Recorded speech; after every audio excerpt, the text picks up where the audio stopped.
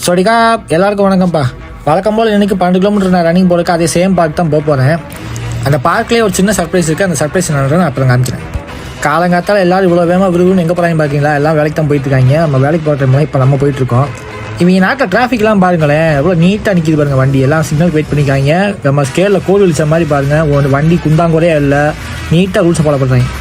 சரி மக்களே, வழக்கம் போல் நான் பார்க்குக்கு வந்துட்டேன். 12 கிலோமீட்டர் ரன்னிங் ஸ்டார்ட் பண்ண போகிறோம்.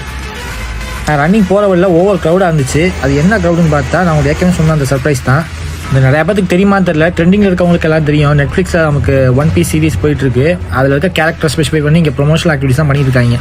இங்கே என்ட்ரன்ஸ் முழுக்க ஃப்ரீ தான். யாருக்கு அந்த சார்ஜஸ்லாம் கிடையாது.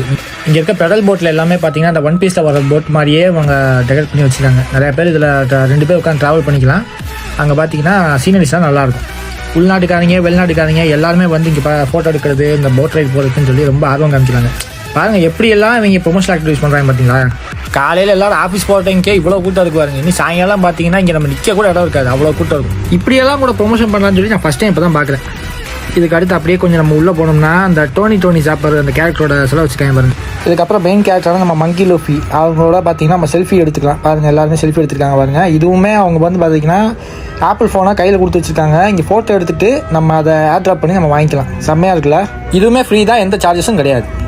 சரி மக்களே, நம்ம 12 கிலோமீட்டர் ஓடியாச்சு. நம்ம ஒன் பீஸுக்குள்ளேயும் போயிட்டு வந்தாச்சு. எல்லாரையும் அடுத்த வீடியோவில் பார்க்குறேன் மக்களே. நன்றி. கப்புன் காப். போகிற போக்கில் வீடியோக்கு லைக்கை தட்டி விட்டு போயிருங்க. முடிஞ்சால் ஷேர் பண்ணிக்கோங்க.